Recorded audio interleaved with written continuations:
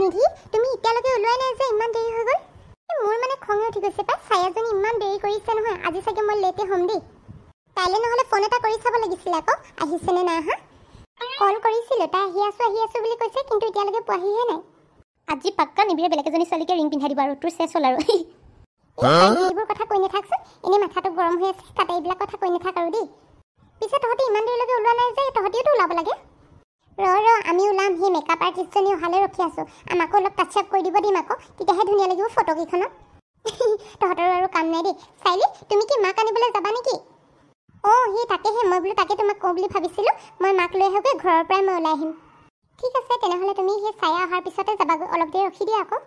আৰু পাৰিলে তুমি অলপ মেকআপ কৰি ল'বা সিহঁতেতো কৰিবই তুমিও অলপ কৰি ল'বা ঠিক আছে হ'ব বাৰু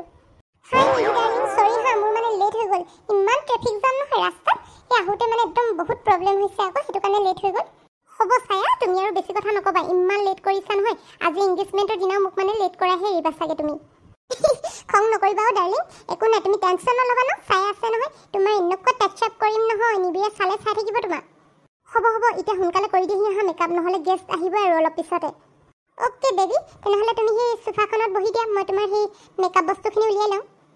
নিধি ডাৰ্লিং আজি তোমাক এনেকুৱা মেকআপ কৰিম নহয় চবে চালে চাই থাকিব কোনে মেকআপ কৰিছে বুলি ক'লে মোৰ নাম্বাৰটো কৈ দিবা আকৌ দেই কণ্টেক্ট নাম্বাৰটো দি দিবা আকৌ আৰে দিদি মই ছায়া তুমিও যে আৰু কিনো কথাবোৰ কোৱা নহয় তোমাৰ মই ইমান ভাল ফ্ৰেণ্ড হয় তুমিতো জানাই আৰু মই সকলোকে তোমাৰ কথাই কওঁ দেখোন মেকআপ কৰিবলৈ হ'লে হেল্ল' ছায়া শুনা না যদি তুমি বেয়া নোপোৱা আমাকো অলপ টাচ আপ কৰি দিবাচোন মানে বেলেগ মেকআপ আৰ্টিষ্টো নাইতো ক'বলৈ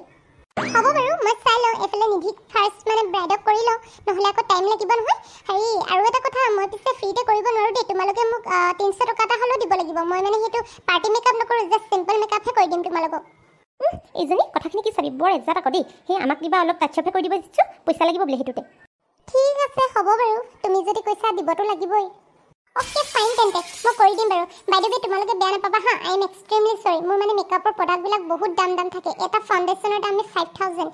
আৰু দুটামানটো সেই কনচিলাৰ এইবিলাক আছে সেইবিলাকতো 10,000 এবভ হয় সেইটো কাৰণে মানে মই ফ্ৰীতে কৰাব নোৱাৰোঁ হা চ' এক্সট্ৰিমলি চৰি নিধি বাইদেউ সেইদিনা ফেচিয়েল কৰা গ্ল'টো আহি আছে দেই স্কিনখন এতিয়াহে চফ্ট লাগিছে সেইকেইদিন যে মই চাওঁতে ইমান ড্ৰাই হৈ আছিলে নহয় নিধি তোমাৰ সেই মেকআপ কৰোঁতে এনেই টাইম লাগিব নহয় মই তেতিয়ালৈকে সেই মাক ঘৰৰ পৰা লৈ আহোঁগৈ নহ'লে আকৌ মোৰো ওলাই আহোঁতে টাইম লাগি যাব হ'ব বাৰু চাইলি তুমি যোৱা তেনেহ'লে নিধি তুমি কি কালাৰৰ কাপোৰ পিন্ধিবা যে মানে মই আই মেকআপটো কৰিব লাগিবতো ছায়া মই যে গল্ডেন আৰু ৰেড অলপ মিক্স আছে তেনেকুৱা কালাৰেহে পাটৰ কাপোৰ পিন্ধিম সেইটো কাৰণে তুমি মেকআপটো তাৰ লগত মিলাই কৰি দিয়া অ'কে তেনেহ'লে মই তোমাৰ প্ৰথম ফাউণ্ডেশ্যনটো আৰু কনচিলাৰটো লগাই লওঁ তাৰপিছতহে আই মেকআপ আৰু ব্লাছ কৰিম কাপোৰযোৰ লগত মিলাই ঠিক আছে হ'ব বাৰু এই মাজনীজনী ইমান দেৰিলৈকে আহি পঢ়িনে মোৰ উঠনিৰ পৰা ওলালে আমনি লাগি গৈছে গৈ পাই তাই আকৌ মোক দেখিলে খং কৰিব নেকি বাৰু কাপোৰযোৰ দেখোন ধুনীয়াকৈ পিন্ধিছোঁ সেই ওচৰৰ পদুমীহঁতৰ ঘৰত ষ্টিমাৰে আনিছিলোঁ কাপোৰযোৰ কোচবিলাক দেখোন ধুনীয়াকৈ বহি আছে অৱশ্যে বেয়া লগা নাই বাৰু সৰু আইনাখনতে চাইছিলোঁ আকৌ ড্ৰেছিং আইনাটো ঘৰত নায়েই চাবলৈ সেইটো কাৰণে বেয়া দেখা নাই দেখোন ঠিকে দেখিছোঁ মা তুমি ওলাই মানে ৰেডি হৈ আছা ভালে কৰিলা দিয়া সোনকালে ওলাই ৰৈ আছা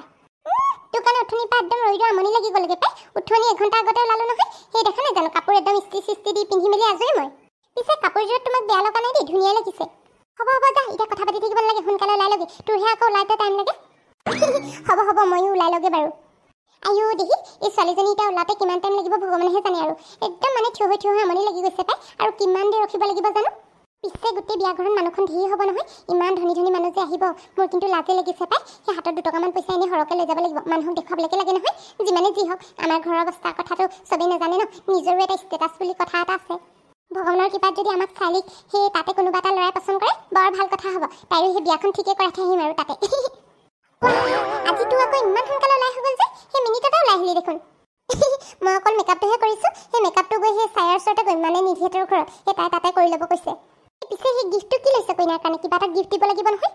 মই যে তাইৰ কাৰণে সেই ডাঙৰ গ্লাছৰ মূৰ্তি এটাকে লৈছোঁ সেইটোৱে ভাল লাগিলে মোৰ সেই 5,000 পৰিছে বৰ ধুনীয়া মূৰ্তিটো দেখিবলৈ সেই তাই ভাল পাব সেইটো এই ভালে দে তেনেহ'লে বল এতিয়া সোনকালে গৈ থাকোঁ মোৰ যে ইমান ভোক লাগিছে নহয় ৰাতিপুৱা সেই ঠাণ্ডা ভাত কেইটামানে খাই ওলালোঁ মানে পইতা ভাত কেইটামান এই মা তুমি যে কিনো কথাবোৰ কৈ থাকা নহয় তাত গৈ আকৌ অকল খাওঁ বুলি কৈ নাথাকিবা আকৌ দেই লাজ পাব লাগিব মই কিন্তু তোমাক আগতে ঘৰত কৈ থৈ গৈছোঁ তুমি সেইবিলাক কৈ নাথাকিবা যেতিয়া মই নিম তেতিয়াহে খাবলৈ যাবা এই হ'ব বল নকওঁ বাৰু খাওঁ বুলি এতিয়া বল সোনকালে গৈ থাকোঁ আহা নিবি মানুহ যে বহুত হৈছে ন মই আকৌ মানুহবোৰলৈ চোৱাই নাই নহয় তোমাক চাওঁতে মোৰ গৈছে তুমিও যে অকল ধেমালিবোৰেহে চিনি পোৱা মানে কিন্তু ধেমালি কৰি থকা নহয় আজি মোক পিছে কেনেকুৱা লাগিছে আজি তোমাক বহুত ধুনীয়া লাগিছে আজি বিয়া কৰাই লৈ যাম গোটেই লাগিছে নিধি আজি যে তোমাক বহুত ধুনীয়া লাগিছে দেই হয় নেকি আণ্টি আপোনাকো আজি বহুত ধুনীয়া লাগিছে দেই এই কাপোৰযোৰে বিয়নী আপুনি মানে ইয়াত আছে মই আপোনাক এনেই গোটেইখন বিচাৰি ফুৰিছোঁ হয় নেকি বিয়নী মই আকৌ সেই মোৰ বোৱাৰীজনীক চাবলৈ আহিছিলোঁ সেইটো কাৰণে সেই তাইৰ লগত কথা পাতি থাকোঁতে আকৌ আপোনাক মাত লগাবলৈ নহয় নহয় পিছে কিবা কাম আছিলে নেকি আপুনি চাগে ৰাতিপুৱাৰ পৰা একো খোৱা নাই নহয় আহক জলপান অকণমান দিছোঁ সেইকণকে খাই লখি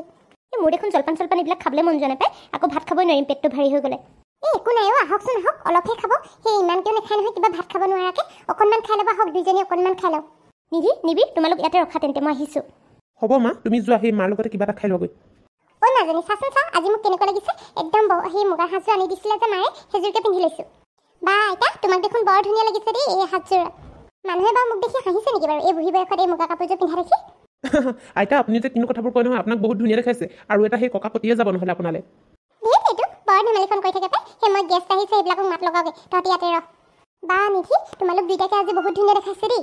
হয়নে চাইলি তোমাকো কিন্তু বহুত ধুনীয়া লাগিছে দেই এই ব্লেক কালাৰ লেহেংগাযোৰত